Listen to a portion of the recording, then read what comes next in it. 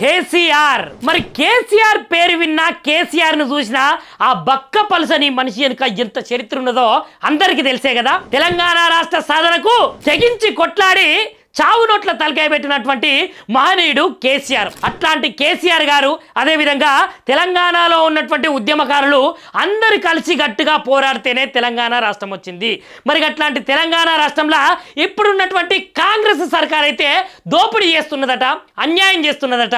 అందుకనే 2 ఏళ్ల తర్వాత కేసీఆర్ గారు అయితే బయటికి వచ్చి కాంగ్రెస్ ప్రభుత్వానికి గట్టిగా మాస్ వార్నింగే ఇచ్చిందని చెప్పాలి. ఎందుకంటే ఇన్ని రోజులు ఒక లెక్క, ఇప్పుడు ఒక లెక్క. ఇప్పుడు కేసీఆర్ దిగిండు, కేసీఆర్ ఆన్ ఫైర్. ఖచ్చితంగా కాంగ్రెస్ పార్టీ మీదనైతే జంగు సైరన్ ఊది బయటికి వెళ్తున్నాం. ఇక చూసుకోర్రి మీరా మేమా తెలంగాణ ప్రజానికానికి బీఆర్ఎస్ పార్టీ కేసీఆర్ అయితే అండగా మల్లొక మల్క ఉండబోతున్నాడు అని కాంగ్రెస్ పార్టీలకు గట్లనే కేంద్రానికి సారు మాస్ వార్నింగ్ ఇచ్చిండులా.